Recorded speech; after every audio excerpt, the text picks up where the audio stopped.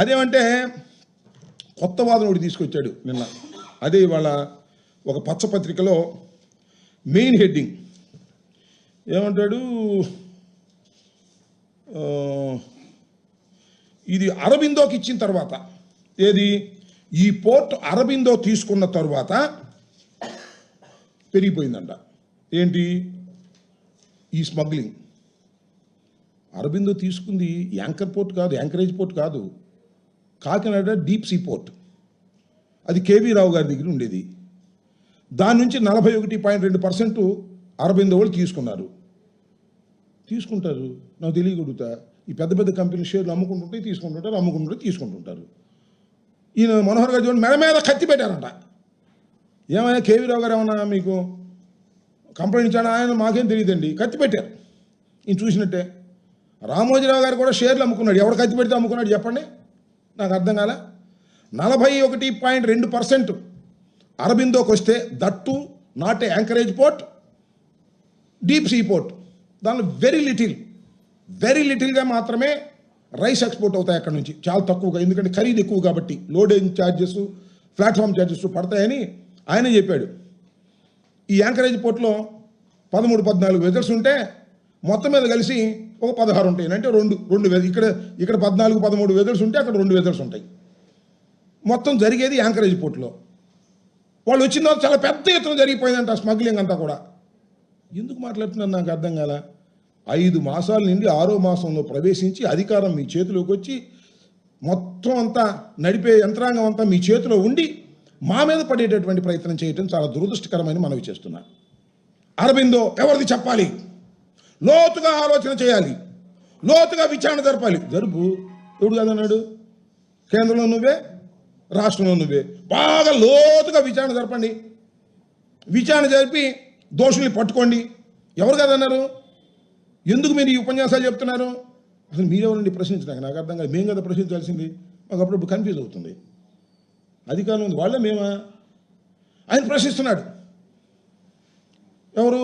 నాయన మనోహర్ గారు ప్రశ్నిస్తున్నాడు, మన పవన్ కళ్యాణ్ గారు ప్రశ్నిస్తున్నాడు.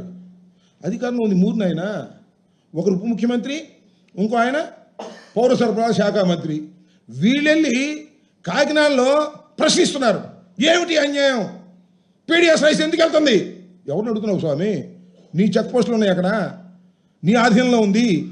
ఒక పెద్ద డ్రామా, చేతగాని తనం, ఎదుటివాడి మీద మాట్లాడేటటువంటి ప్రయత్నం మీరు చేస్తున్నారు. నేను నిన్న కూడా చెప్పా, కాకినాడలోనే ఉంటాడు మన పౌర సరఫరాల శాఖ మంత్రి. ఎందుకంటే కలెక్షన్ కోసం నేను అంటున్నారు. Full collection. నేను మొన్న చెప్పాగా, 200 కోట్ల రూపాయలు రైతులు కాదు మిల్లర్స్కి రిలీజ్ చేశారు. 8% కాడ కొట్టేశారు. ఇది ఏ మిల్లోననే చెబుతారు. ఇది నా ఆరోపణ. సమాధానం చెప్పండి. సమాధానం చెప్పరు. సమాధానం చెబితే తీసుకుని నిజమే కదా అని మిల్లర్స్ అందరూ వచ్చేటువంటి పరిస్థితి ఉంటుంది. ఆయన అంటాడు, అసలు ఈ కాకినాడ పోర్ట్ నుంచి గత 3 సంవత్సరాల్లో ఎన్ని లక్షల మెట్రిక్ టన్నులు ఉత్పత్తి అయిందో చెబితే మీరు ఆశ్చర్యపోతారు. 1,35,00,000 మెట్రిక్ టన్నులు కాకినాడ పోర్ట్ నుంచి వెళ్ళింది. అది ఎంత అంటే 48,537 కోట్ల ఖరీదు చేసేటటువంటిది ఈ గత 3 సంవత్సరాల్లో జగన్మోహన్ రెడ్డి గారి పరిపాలన వెళ్ళింది. ఇది అన్యాయం, అక్రమం, అన్యాయం. ప్రజలు ఆశ్చర్యపోతున్నారు అని నేను ఇంకోటి చెబితే అందరూ ఆశ్చర్యపోతారు. పవన్ కళ్యాణ్ గారు కూడా ఆశ్చర్యపోతాడు, మన మనోహర్ కూడా ఆశ్చర్యపోతాడు. అంటే వాళ్ళిద్దరూ ఆశ్చర్యపోవడానికి వాళ్ళు తెలియకపోతేగా, తెలిసే ఉంటుంది. అందుకని ఆశ్చర్యపోలేమని నాకు అనుమానం. అదేంటో తెలుసా మీకు? మొత్తం ఈ రాష్ట్రంలో కాదు, ఈ దేశంలోనే రైస్ ఎక్స్పోర్ట్ చేసేటటువంటి కంపెనీ ఏదైనా ఉంది అంటే దేశంలో 3rd ప్లేస్లో ఉన్న కంపెనీ ఒకటి ఉంది. మన రాష్ట్రంలో నెంబర్ 1 ప్లేస్లో ఉన్నటువంటి కంపెనీ ఒకటి ఉంది. దాని పేరు పట్టాభి ఆగ్రో. ఎవరిదో తెలుసా? ఇది పయ్యావుల కేశవులు గారి వియ్యంకులది. పయ్యావుల కేశవులు గారు ఎవరో తెలుసు కదా? మీ సహచర మంత్రి, ఫైనాన్స్ మినిస్టరు. ఆయన వియ్యంకుడు మొత్తంలో నెంబర్ 1గా ఆంధ్ర రాష్ట్రం నుంచి బియ్యాన్ని ఎగుమతి చేసినటువంటి గొప్పవాడు. ఇంకోటి కూడా చెప్తున్నా, మొన్న మీరు స్టెల్లా అనే దానిలో పట్టుకున్నారు కదా, కలెక్టర్ గారు వెళ్ళి సీజ్ చేశాడు, స్టెల్లా అనేటువంటి వెజల్ని పట్టుకున్నారు, ఇదే గొడవ.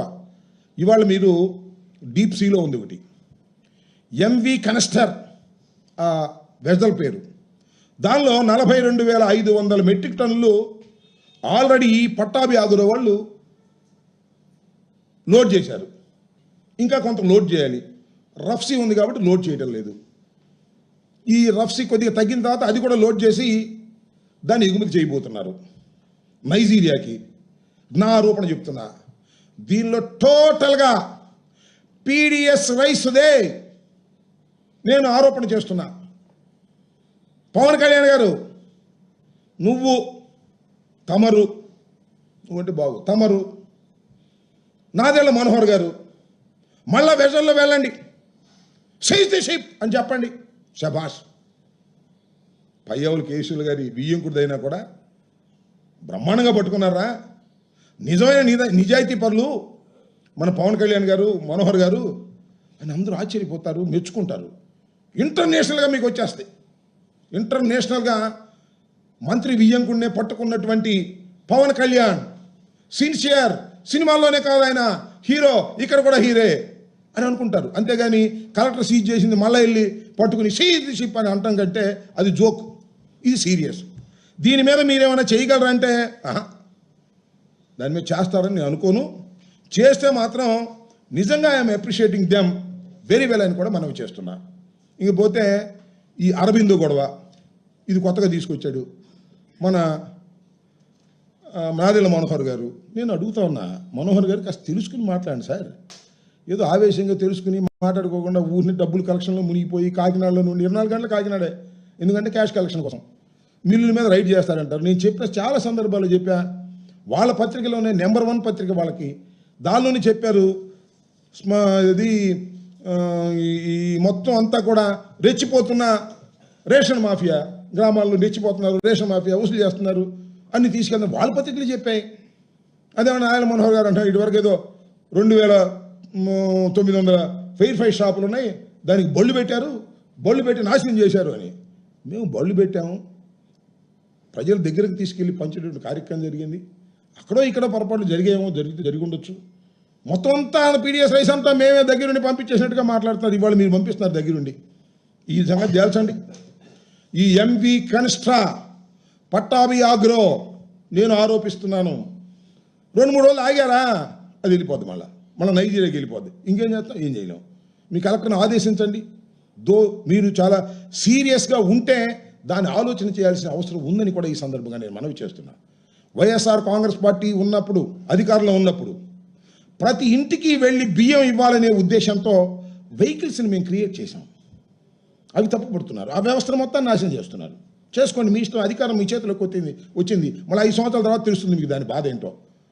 దానికి మానిటరింగ్ పెట్టి మేము ప్రతి బండిని కూడా పంపించి సకాలంలో పేద ప్రజానీకానికి 2 రూపాయల కిలో బియ్యం అందాలనేటువంటి ఉద్దేశంతో పంపించాం. మిస్యూజ్ జరిగితే ఎక్కడైనా దాని మీద యాక్షన్ తీసుకున్నటువంటి సందర్భాలు ఉన్నాయి తప్ప ఇలా బాగా కుమ్మక్కైపోయి ఇవాళ మొత్తం కుమ్మక్కైపోయారు. జనసేనకు సంబంధించిన వారందరూ కూడా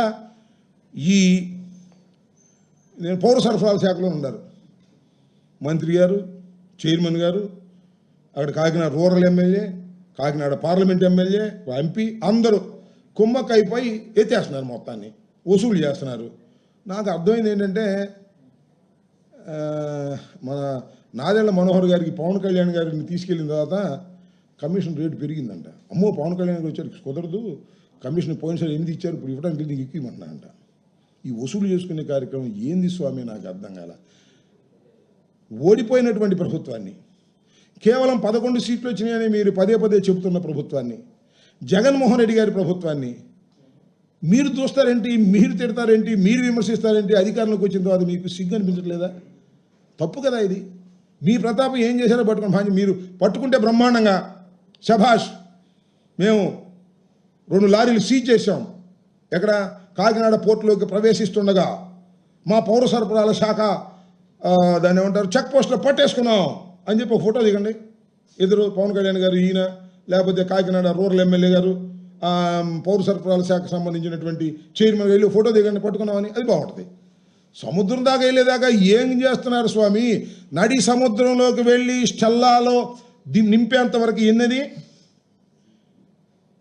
640 మెట్రిక్ టన్నులు పీడిఎస్ రైసుని నడి సముద్రంలో నింపేంత వరకు పౌర సరఫరాల శాఖ పోలీసులు గుడ్డి గుర్రాలకు పళ్ళు దోముతున్నారా అనేది నా ప్రశ్న. ఇది మీ అసమర్థత కాదా అనేది కూడా నేను ఇక్కడ ఈ సందర్భంలో చెప్పదలుచుకున్నాను. ఇంత అసమర్థమైన పరిపాలన చేస్తూ మా మీద పడి రోజు మమ్మల్ని ఏదో మీ పత్రికలు ఉన్నాయి రాసే పత్రికలు అని చెప్పేసి రోజు మా మీద పడి రాసేటటువంటి ప్రయత్నం చేస్తున్నారు. ఇది సరైనటువంటి విధానం కాదు. మేము ప్రజలకు జవాబుదారీతనంగా ప్రతి పేదవాడికి బియ్యం తినేందుకు కావాలని ప్రయత్నం చేసినటువంటి ప్రభుత్వం, ఆ ప్రభుత్వం మీద పడి రోజు మాట్లాడటం కంటే మీరు చేయవలసింది ఏమైనా ఉంటే అది చేసి ప్రజలకు ఉపయోగపడే విధంగా చేయాలని ఈ సందర్భంగా చెబుతున్నాను.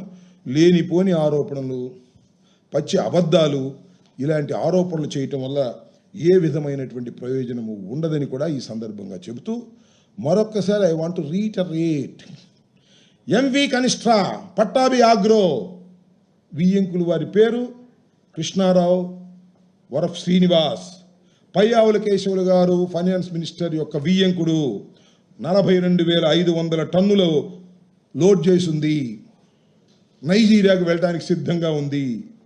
నేను ఇన్ఫర్మేషన్ ప్రభుత్వానికి ఇస్తున్నాను ఒక అపోజిషన్కు సంబంధించిన వ్యక్తిగా. పట్టుకుంటారా, పారిపోతారా, లేక బుకాయిస్తారా, గొప్పవాళ్ళు అనిపిస్తారా, లేకపోతే నేను చెప్పాను కదా అని చెప్పి ఆయన దగ్గరికి వెళ్ళి క్యాష్ కొట్టేస్తారా? ఆలోచించుకోమని ఈ సందర్భంగా మీ ద్వారా వారికి చెప్పదలుచుకున్నాను. ఇంకా ఎనీ క్వశ్చన్స్? ఓకే,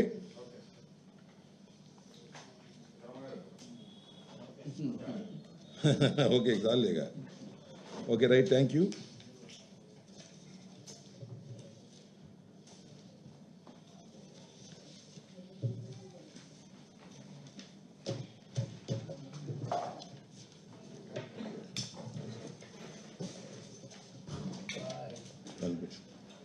వెళ్దాం పదండి, మాకు మీటింగ్ ఉంది అక్కడ.